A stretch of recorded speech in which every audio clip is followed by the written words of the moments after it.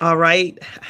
Well, this is our first Behind the 90 with Nika Therapist table. I want to welcome everyone, whether you're on or you're going to view this later, but I want to welcome everyone for tuning in.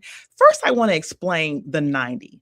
90% of what we go through in life is about our past, and only 10% is about the here and now, making it very, very necessary to explore that 90%. The 90% represents our story. So a lot of times when I have these podcasts, I'm a storyteller. I love to understand people's story.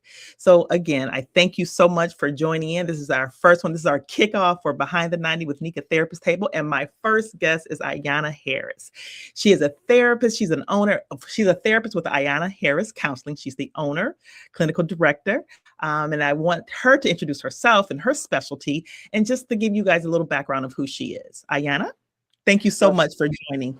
yes, thank you, friend. Thanks, Nika, so much. Happy to be here doing this inaugural live stream and one of many more to come. So I'm very excited. Yes. So yes, I'm Ayana Harris. To everyone who's listening, I am in clinical practice with my own uh, therapy practice, Ayana Harris Counseling. I've been in business now independently for about 4 years now, since about 2022. Previously, I had a long career. Thank you, thank you. Sometimes I do forget how long it was because I had been doing therapy for such a long time under the leadership of Miss Owens as a contracted therapist with her. And the time I spent with her allowed me to hone my skills as a therapist to get confident enough to want to even do this independently and to feel like I could do it. And so I, Mhm. I did that for many years while working in a nonprofit setting, doing something vastly different than outpatient therapy, individual therapy, working in child welfare. So I look at all the things that I have done over these decades of my life as a professional in my educational experience, and I am really grateful for the things I've been able to see. I've had a chance to work with men, women, and children across every walk of life, ethnicities, socioeconomic backgrounds, religions, and all of the other different sorts of conditions that Right. people experience in their lives. And so I feel like I can speak with some knowledge about these issues and more specifically what we're going to talk about tonight in terms of what I have seen Black women experience in their day-to-day lives, both from a clinical, professional standpoint, but also things I've seen up close and personal with people who I love and care about and my That's own experience too. So that's glad to great. be here. Well, thank you so much. And like the topic is strong but Mhm, deserves protection. Now, here's the thing. mhm. Everybody deserves protection, right? Yes, All women, all yes, men deserve protection. yes. But Hmm. tonight, we want to talk about Black women. I think it's very Yeah. important to talk about Black women. Hmm. So when you think of the starting point of protecting a Black woman, it starts off with a little girl, right? You Hmm. think Hmm. Hmm. messages. You think about the messages your mom shared with Messages. you when you were Hmm. growing up, and that kind of helped to shape who you are. Hmm. What were some of the messages, when you think about your mom, your dad, what were some of the messaging that kind of shaped who you are today and your place in the world? Hmm. Hmm. And let me speak to that.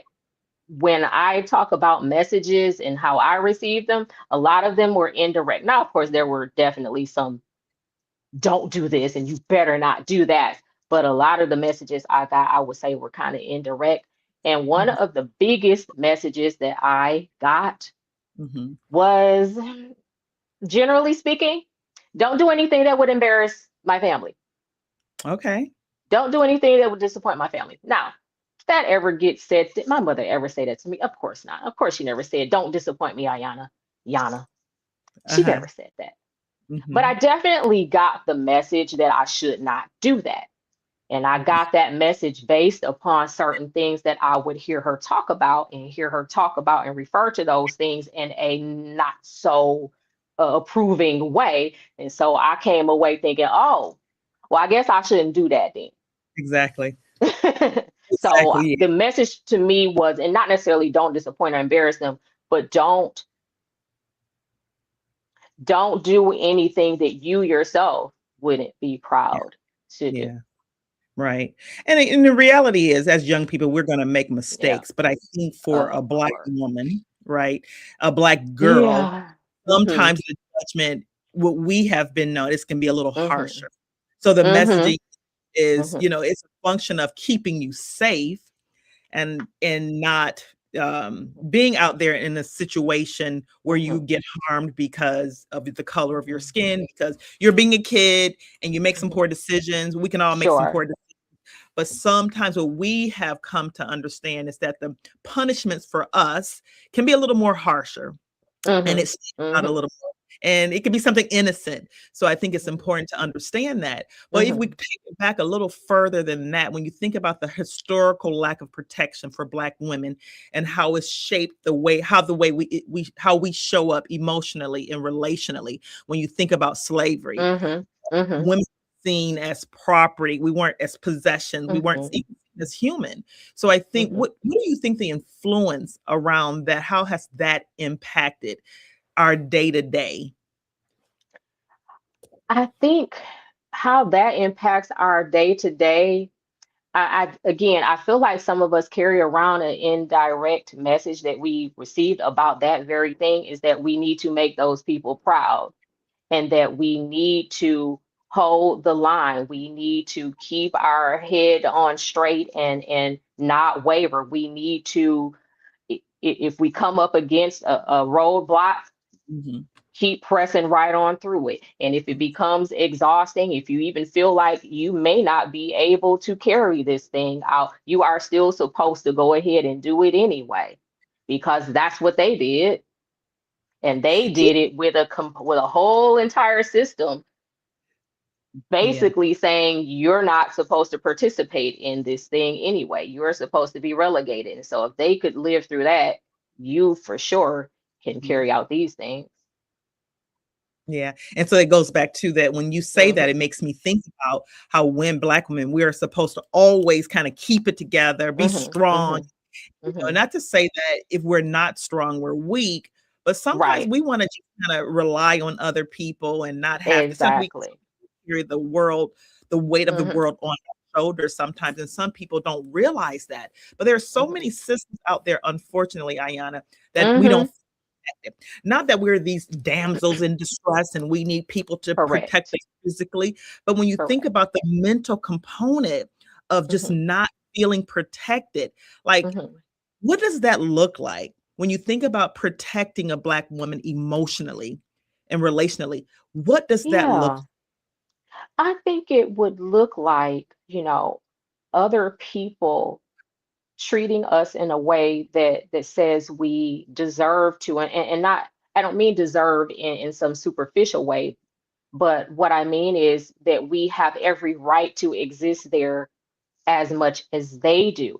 And so Mm, we may show up differently. We may show up with a different appearance. We may show up with different mannerisms and a different way of speaking, but to not be treated as though those things are so off-putting to them and so foreign to them, but mm, they are unique to us, and it does not mean that we can't exist and share space with them.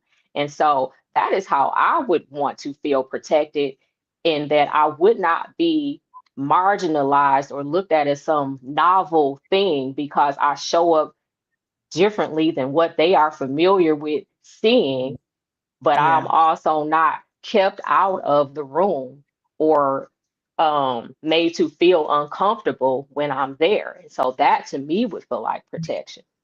That's right. And when you think about the different rooms that we Hmm. could be Impacted impacted and rooms. Hmm. feeling, those Hmm. different rooms, like, what are those different rooms you would consider? I know, like churches, the workspace. The workspace and all of its forms. There are various forms of workspaces. Obviously, there's, of course, you and I are in business for ourselves, but we've also worked for organizations.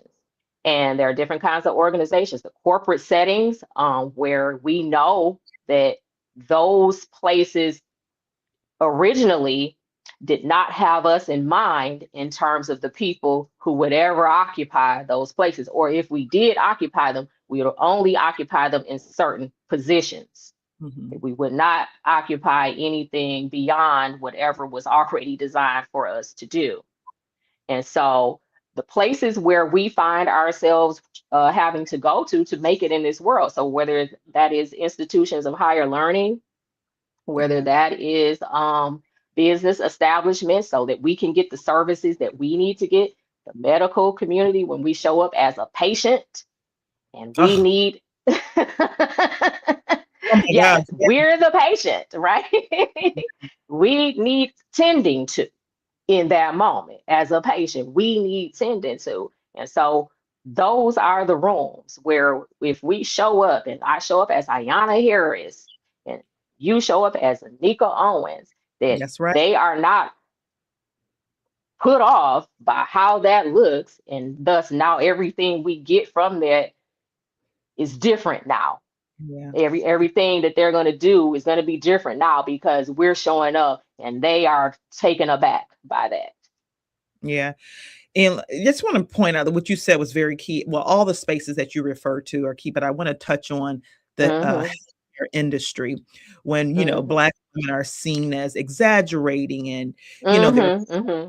so I don't know if you recall, I mean, I'm on social media, just kind Uh-huh, of uh-huh. searching and seeing certain things that happen because people are Mm-hmm. filming. Because if you don't film it, it didn't happen. It did So happen. so you see certain things. This lady was in, I mean, active labor. She was in Yes, labor. yes, yes. And Uh-huh. the intake specialist was asking her Right. all these questions. And I mean, this Sure. lady was screaming at the top of her lungs. And it was Yeah, almost yeah. like the nurse or the intake specialist took delight in seeing her be in pain. And so, it's almost like we have to have advocates.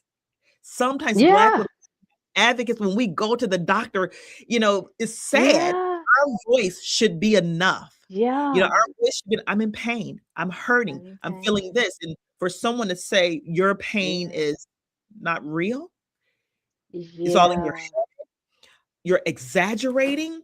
Those are the Mm-hmm. type of things Black women, we want that to end. We need that to stop. You don't have Mm-hmm. the right to judge my pain. And I think so Mm-hmm. often that happens, our pain is being judged.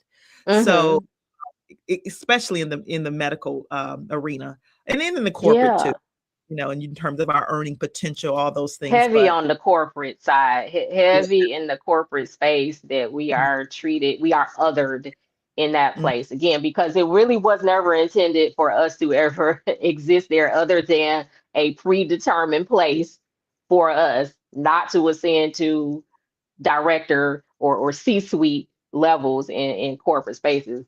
Certainly yeah. not. But sometimes I wonder, like, what is the fear? What is the fear of What's the having us in fear? those rooms? Like, what has, like, we go back to messaging, what has been the messaging where Black women are feared, right? So here's the thing with Black women, Mm. what I know from my Mm-hmm. experience, I feel like when Black women, we start off the volume is low, trying to be heard, right? Right, right. The volume doesn't go up automatically, blow horn, right? We start off very Mm-mm, low, right? mm-mm. But when we're Yeah. not heard and we turn the volume up, we're aggressive. Oh my gosh. It's like Mhm, you're mhm, aggressive, and it's not the mhm, case. It's because you're not hearing us. When you think about what's mhm. important to a Black woman, Sure. wants to be heard and understood, and don't put words in my mouth. I'm telling you how I feel. I'm telling you what I need. I'm telling you what I Sure. want. Don't add Exactly. to or take away my story. And I think that's Right. so important. I think that happens a lot. You Uh-huh. know, we end up sounding the horn Mhm, because people are telling us how we should feel, and we can't laugh out loud. We can't talk mhm, loud, or it's just all these mhm, relations that Black mhm, women have to adhere to. mhm. Yes. And I guess when it comes back to messaging, the tone, subtle or however direct, there is a bit of messaging that comes across to us that we are supposed to uh, not upset anyone, Mhm. not do anything that would draw attention to yourself in some way. uh, conform, and most certainly do not upset the majority. That's right. Don't upset them, Yeah, because you may not get it. And because if you do it, you'll make the rest of us look bad. that's You'll right. make all of us look bad. They'll think we're all loud and mean like you. Yep. But like you said, well, most of the time we're just trying to get heard. It is not that we are mean for the sake of being mean. Yeah. It's not that we're trying to be disruptive because we're just here to disrupt, but someone needs to hear what I have to say and not just pass me by as though I have no value here. Hmm. And that's what happens often, unfortunately. That happens often where, Hmm. we're told to calm down. You Hmm. know, something Yeah. happens Yeah. to us. I think the Tiana Taylor and the Kelly Rowland, I think they're in the Uh-huh. Uh-huh. and somebody is shoving them. And we're Hmm. supposed to just, accept that. And Hmm. then the perpetrator of whether it's being abusive verbally or physically, Hmm. Hmm. no one tends to that person. But as Hmm. a Hmm. Black woman, Hmm. calm down, bring too much attention to yourself. And it's just like, hey, why aren't you checking the person that was the offender of this action? And I think when you think about protecting Black women, we can go into Yeah. how to protect them. Like Hmm. what should happen? Who are we wanting protection? Who do we want to protect us? Where does protection start in our community when it comes to protecting Black women? Well, it would have to start within the community, and it's a tall order because I think as a community we're still healing from the generational trauma of being left out, being disenfranchised, being marginalized. And we're still unlearning a lot of the things that were taught to us by the people who lived through those uh, more overtly difficult times. Now we're seeing those things resurface in real time. Never did I think in this lifetime would I see similar things that harken back to an era I didn't live in now start to almost look similar to that. But if you Right. think about it, you and I most likely were raised by people who came along in the civil rights era or even prior to that. I Mhm. think about my maternal grandparents who are gone on to glory now. But I think about them from time to time, and I'm like, my goodness, they survived Jim Crow. Mm, They survived the Jim Crow South yes. and migrated as thousands of Black Americans did here to the North, 50s, 60s, into the 70s and on. They migrated from the Deep South, living under conditions I couldn't even imagine. That's right. But when I think about that period of time and what was happening, like my grandparents were alive and they lived in Louisiana and Mississippi, and this was their life. They literally lived under this. Yeah. So when you think about when those people were raising their families, what Yeah. did they learn? What did we learn from the people who grew up during that time and had to really, really carve out a life for themselves in a place that was extremely hostile to them? Yeah. Extremely hostile to them. Oh, yeah. It was ignored. Like you say, the Yeah. victimization back then, Hmm. it was ignored. We were Hmm. properties. It We was weren't property. seen as And human second beings. class citizens, because when emancipation was legalized, there was still no, you still are not you're still not going to participate in this thing with us. So now we set up these things to make sure you stay right where you are and do not come past those boundaries. And Yeah. so our parents they had to push past the boundaries to Yeah. even get to where me and you can be right here today. Absolutely. Absolutely. And that's why our history is so important. Sometimes they want to Hmm. erase our history, but I think it's important that we understand that our children understand our history Hmm. so that we don't repeat the past, right? Hmm. And I think so Hmm. often people want to say these things didn't happen, but they did happen. Hmm. And we're Hmm. not, you know, just victims. We're not totally, always, saying that we're victims. We're victims. We're not. It's No. like, I think we're overcomers. We're not, Yeah. victimizing ourselves, but we're definitely overcomers and Absolutely. survivors. But I think it's Absolutely. important to understand that some of these things are still happening. And so when you think Yeah. about, communities, whether it's a church, whether it's Right. with families, whether it's our Mhm. workplaces, we want these institutions to be sensitive and intentional Mhm. about not, protecting Black women. We want to be protecting of all women. I do want to say that, Of but course. of course, for us it's harder, and some people can't see it unless you are living it. It Yeah. is it is a difference. It is a difference. And we want to just see those changes. We want to see the Mhm. changes in how we interact with Black women Mhm. in churches. What's the Yeah. message? It goes back to the messaging. And if we're Mhm. not paying attention, if we're not being intentional about, let's expand these conversations about the importance of Black women. If we're not talking about that, if we're not being intentional about that, you can kind of take us for granted. Mhm. So, because again, Mhm. historically, we weren't seen as human. We were victimized and we were seen as property. So I Mhm. think consciously and consciously, people can, kind of stay in that realm of thinking. And we want to Mhm. make everyone needs to be doing a check and balance, not just Yeah. non people, but even Black people. Like, how can Black men, not well, let me back up. Mhm. Mhm.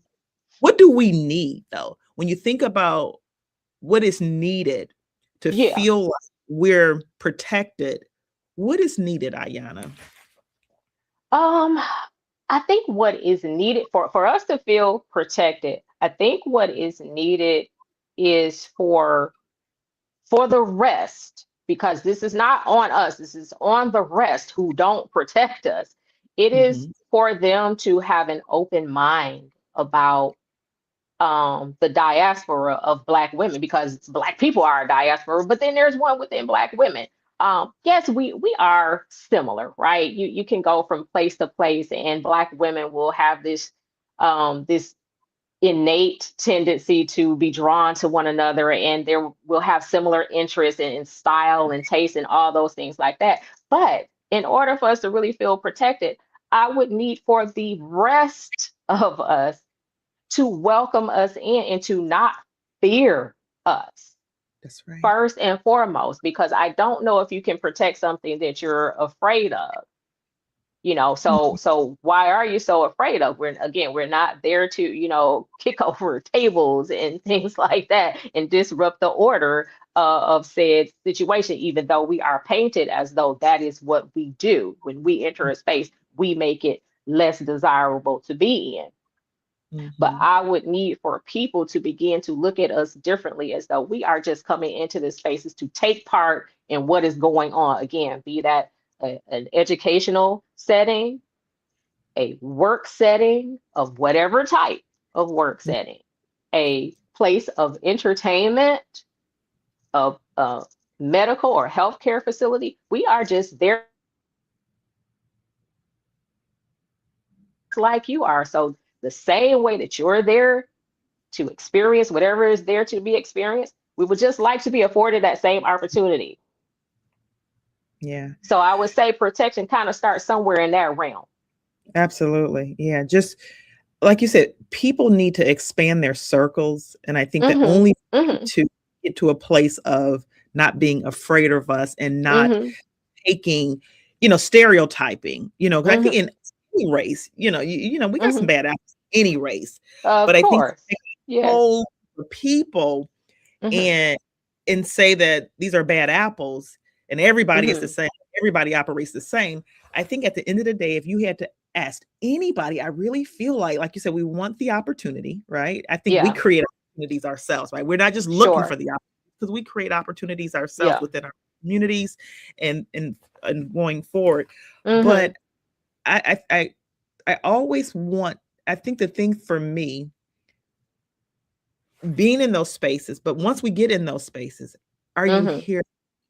Are you Yeah. trying to get to know me? Mm-hmm. And I think so often people are just so limited in their ability to connect with people that look different from them. Yeah. So my hope would be Mhm. that a person would try to get to know me. Let's Exactly. step outside of our comfort zones. Let's step outside Mhm. of get to know the person.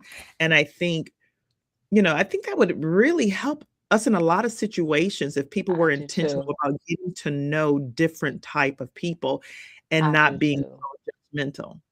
I think, Yeah. we counsel, all across the board, non-black, Mhm. black, like Mhm. counsel all Mhm. across the board. So Mhm. I sometimes I don't know if how do I say this? Mhm. Sometimes I wonder how people, sometimes as with everything that's going on in our world today, I'm often, and I hadn't thought about this before, Uh-huh. but I'm often wondering, like, how do people now, like, how do they really feel about me? Right. I Uh, know aside from being a yeah. therapist, Uh-huh. I wonder, like my non-black counterparts, like I'm starting to think about that. And I hate that I'm thinking Right. because I didn't think about that before. No. Not to this degree until Yeah. administration has kind of pointed out that we're different. And it's like we're more alike than different, Mhm. Mhm. I just often wonder, like, You wonder, is this the first intimate encounter that they have had with someone unlike themselves, a yes, black female? So if yeah, you're talking about a non-black uh client or colleague, and now yes, here they are face to face with you, you wonder, is this the first time they spent this much time you're around a right. black person, a black lady? Yes, because the reality is they're not asking me questions. They're not asking us questions, Uh-huh, Ayana, uh-huh, right? uh-huh. And so Yeah, we don't yeah. necessarily self-disclose. I mean, if it benefits them, Mhm. yes, we do some self-disclosure, and you Mhm. hear some things that in sessions you feel like, oh wow, that's an opportunity for me to teach you. You Yes. know, people sometimes don't Uh-huh. realize that their conversation can be a little racy a little bit. But I don't take it Mhm, personal. mhm, I think mhm, it's just mhm. a level of not understanding. And I would love an opportunity to educate, but I know in that moment, it's not about that. We can't do it, but you are absolutely right. You will hear it. You will hear the things that lets you know that this individual Mhm. has not had an experience of engaging with others unlike themselves, much unlike themselves. Any experience, most likely any cursory experience that they have had with a black person has probably been in passing or in settings that they just had to be there, and other black individuals happen to be there, or any other non-white person happened to Mhm. be there, or whatever their ethnicity happens to be. And so they form their viewpoint of those others based on a small set of different things that do not in any way capture the fullness of what that person might really be. That's right. Excuse me. That's right. Wow, this is a great conversation. It's so much to be explored with this conversation. I Mhm. think Mhm. that I really want to hit home is Yeah. I I would hope that people will expand their Mhm. circle and get to know different people. And because I Mhm. think even in our community, we can stereotype people. Not Mhm. everybody is bad and racist And we and can tend to segregate. It might be somewhat. It might be somewhat our. I don't know if it's a natural inclination, but it's a tendency that we Mhm. might all have to segregate in some form or another. We see it growing up in school. These kids of similar likes and interests tend to pair off and segregate themselves over there, and this group tends to segregate themselves over there, and so there might be that tendency for us to do it. But when we are adults and we're Yeah. not bound by the Mhm. restrictions put on us by family and the school that we go to, Right. it has to be a bit more of an intentional act on our part. Yeah. Yeah. And I think the thing that really concerns me is that a lot of times people, non-black people, their only Hmm. reference of a black person is in the media. It's what people are saying. And Yeah. it's Hmm. your only point of reference is that because again, the media definitely pushes you that, Hmm. when we are misbehaving, and that's not all black Hmm. people, we're Of misbehaving. That's course. what's out Of there. course. So in Hmm. the media, and so that's your point of Hmm. reference. like it's so unfair because if I see, non-blacks in the media, I don't say all this entire group is this Mhm. way. I just want the Mhm. benefit of the doubt. I want that same courtesy. Yeah. I think we all deserve that same courtesy because I feel like when we don't get that because we're Yeah. seen strong and we Mhm. don't fear nothing, we carry the weight of the world on our shoulders, it exempts us from protection. Yeah. Because I think Mhm. people read us like, no, yes, we're strong, but there are Mhm. times strong does not mean that we don't need protection. We don't need Mhm. understanding. We don't need compassion. We still need Mhm. all those things. And so when you see, a Black woman at a point of Mhm. being, and we have the right to express all our emotions Exactly. in a way Exactly. that's responsible, right? But we have a right to express anger. It Of doesn't mean course. we're going to be volatile, but we have a Mhm. right, like we all do. We have a right Yeah. to express frustration and disappointment, Exactly. and it doesn't always have to be how Mhm. you think it should be. And so I would just Right. want to be able to show up the way I Mhm. need to show up in various situations and Exactly. not be judged and still Not be be given an judged. opportunity. If you may see me, slipping or Mhm. being in traffic upset, or I don't know, I Mhm. just want the same courtesy and, the courtesy or the same, what's the word I'm looking for? Mhm. I guess we just go with courtesy that Um, everyone has. I got let me offer this example. So over the last couple of years, really over the last year or so, a lot of Mhm. rhetoric that started to surface around the WNBA, Oh, which they have gained in popularity more and more over the year. But of course, last year we saw its rookie class usher in some phenomenal talent. One of which was, a phenomenal white young woman, Caitlin Clark, who came in. She was rookie of the year. Now she did not win anything in college, but she came into the WNBA with all eyes on her, along with other really stellar athletes, right? yeah. And so immediately, a lot of the rhetoric started to center around how she was being treated and how the other players, largely African American women, of course, white women too, but largely Black women, a lot of the rhetoric started to surface around how they were interacting with her and how they seemed to be going harder at her because they were jealous of the attention that she was getting and the shine she was getting. Mind you, they are all athletes and they're playing the game how the game is played, which can be rough sometimes. Yeah. Nobody says this about the men when the flavor of the week, the top most sought after rookie enters the league, and so now he gets fouled hard, and so now all of the men are just jealous of him. They're just mad at him. They just don't want to see him Yeah. succeed. You've never heard that rhetoric before. No, we do not. But Not. now, because the league comprised largely of Black women, you're just now paying attention for one particular reason. Now suddenly these women are horrible, awful women who ought to be grateful for the entrance of this woman. Oh, yeah. And it goes back to we And should where just gotta was the say, protection for those women? Where was yeah. the protection for those other women? No, because everybody who could add to the commentary to tear those women down piled on. Yep. Because that's what they're used to. That's what like I said, we carry the weight of the world on our shoulders. If something is Mhm. wrong, a Black Yeah. woman, it's our Mhm. fault. And it's like, man, can we be seen? Mhm. And I think you're right. That was I remember hearing that story. It Mhm. was just like, again, there's a certain set of rules for Mhm. us that we have to abide by. We Mhm. have to sit up straight, Yeah.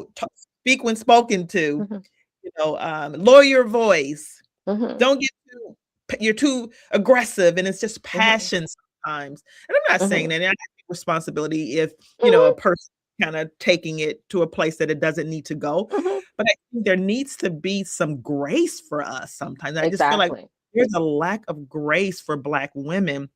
We always got to show Absolutely. up in a Mm-hmm. way that is pleasing to everybody. Forget about how we feel, but Mm-hmm. to make sure you're not ruffling too many feathers, you're not Mm-hmm. sending the wrong message. That's just like Mm-hmm. even if you're in the grocery store, and this has happened to me a Mm-hmm. lot. And where I'm talking to someone, or just in any retail store, I'm asking, like, let's say a sales associate a question, and someone will just, barge in asking a question of this sales associate as the sales associate talking As to though me you're not even there. as if I'm not even there. And when I say it happens so much, it's just like, Yeah. oh, I'm right here. Do you see me? And it happens so much. Or if I'm walking on the sidewalk Right, and right. there's no room for me. It's like there's no Yes, yes. pathway being established for me, Mm-hmm. and it's just like I don't want to be this. It's just like, why is it that way? And I think historically we've had to make room for other people and not Yeah. no one has you can inconvenience a Black woman, right? Everybody else, it Oh, has to, oh, you know, yeah. you can't inconvenience them. And so, No, and I'm not saying that everyone is like this, but my experience in that world, in the world of feeling like I'm invisible, and sure. I'll say, in that sales associate, whether they're Black or white, they will feel compelled to direct their attention to that Mm-hmm. said person. And I'm thinking, Sure. man, and I would never do that. I'm thinking, if you're talking to someone, let me wait my turn, and Sure. then, right? But when I say it happens so much, whether it's the Yeah. sidewalk, whether it's being in, a store, I'm Mm-hmm. just visible. I'm like, the moral of that story is, see us. We're not invisible. See us. See And we're not us. mutes either. We're not invisible and we're not mutes. We have voices and we can speak and we can say things. And so the girl stay in your place type mindset is just not going to fly because I think that's another part of it too, is that we're fine. It's fine as long as we're doing the things that people want us to do. It's fine as you are entertaining. It's Yeah. fine as you are servicing. It's Mhm. fine as long as you are playing the background role for whomever else. But the moment that you step to the front or raise your hand to say something, it is, why are you talking? Why are you talking? So it's fine as long as we are doing all the things you want. It's fine as long as those ladies are dribbling that basketball and entertaining you guys. Not fine when they want more money. Not fine when they want to be respected and portrayed like human beings who know how to Mhm. play the sport, just like the men who make 20 times more money than they Oh, make. oh yeah. That has to change. And I get that the mindset of some people, it'll never change, but I think Mm-hmm. I feel like there's a community of people who are open. I think there are more good people than bad people in the Mm-hmm. world. I will Yes. believe Mm-hmm. that. And I feel like for the people who want to see equality, Mm-hmm. it's just, Mm-hmm. stand up and let's talk about it. Let's Mm-hmm. expand our reach and build community. Various topics, not just this topic, Mm-hmm. but various topics. But because we're talking about protecting Black women, let's Mm-hmm. stand up for Black women in the workplace, in the church, Mm-hmm. in our community, in Absolutely. our families. Let's stand up. When we see something, wrongdoing, let's stand up. And when you think Exactly. as a whole, as we kind of wind down a little, Ayana, Mm-hmm. Mm-hmm. how can men actively support women? I would encourage them to start with the woman closest to them. start Right. start with whatever woman is closest to them. If you are an only child and you're a son, start with your mom. If you have cousins, if you have a woman in your life that you care about, start with her because it Yes. really begins there. I can't ask for you to really see my humanity and protect me if you don't feel compelled to do that with the women closest to you. Now, with that being said, we also want you to expand that out in that, well, it does not have to be someone that you personally feel invested in to see the greater purpose of needing to protect someone. Um, I think for those men who are a bit more enlightened in this area and who do understand what needs to be done, I would task them with teaching the others how to do this, making them responsible, because it's very hard to be the victim of these things and then also the teacher as well. It is very hard for the marginalized to now teach the majority how to include them, because as you can see, they don't want to include. Right. So I would really ask that the men who do understand the importance of uplifting Black women, protecting them, not maligning and demeaning them, not parroting the same narratives that the others parrot about us, because why would you do that? Why would you carry water for them to continue to marginalize and oppress us? So if you don't do that, I would really ask that can you take another young man or something to the side and spend some time with them and talk about why we collectively really need to make sure our women are safe. Yes. So that's what I would really ask. That's good. That's really good. So the other question I have, how can women support and protect each other? Oh, I'm gonna say something similar to what I just said. I need us to stop parroting the narratives that others say about us. We got to deal with a little bit of internalized misogyny that we might have about each other, and not saying that we let each other off the hook for things that we should be responsible for. But I also want us to be careful about the way we speak about one another too, when we are quick to chastise about certain things, because I do see that. I do see and feel that, boy, we are really quick to chastise one another about things rather than hold each other's hand and say, it's all right, next time do better. Okay. And if you need help, ask. But I would really want for us to be just a bit more kinder to each other, to a bit more accepting of our differences as well. And so if we can show solidarity, if we can really, really show solidarity amongst women, I don't think the others would have any other choice but to respect this. But we have got to do some examination about really how we might treat each other sometimes. Oh, wow. That's a whole other conversation, Nika. It is, for which I have plenty to say. Yeah, I mean, we definitely need to be, I think that internal check, like you said, Ayanna, is so important, because it can happen to the best of us where we kind of get something in our system. Somebody got something that you don't have, and you don't want to support this person because I don't want them to get ahead before I get ahead. And it's like, we're going to all, if I get there first, if you get there first, I would hope you're going to bring me up, too. Absolutely. So it's important for us to do that internal check and say, there's any jealousy or anything that comes up within us that don't feel right, I would want us to cast that down and don't settle with that. Don't say, you know what, this is who I am and this is how I feel, and just run with that narrative. It's just like, no, check yourself. I think it's just that accountability starts with us holding ourselves accountable to be good to all people, right? To be good, yeah. Good to everybody. You may not like everybody. Yeah. I mean, you don't have to, but you should respect everybody. It's a tall order, but sometimes I feel like, we are the moral conscience for the rest of society. I think because we know where we come in the ranking order. And so we're not necessarily jockeying for someone else's approval.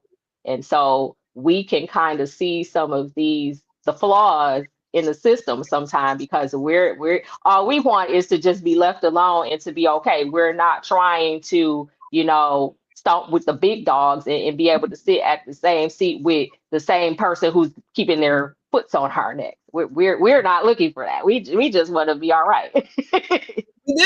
We do. Although we're strong, we don't always want to be strong sometimes, because there's an emotional component to that. There's an emotional component to that. We reach burnout, resentment, and from a clinical perspective, anxiety, depression.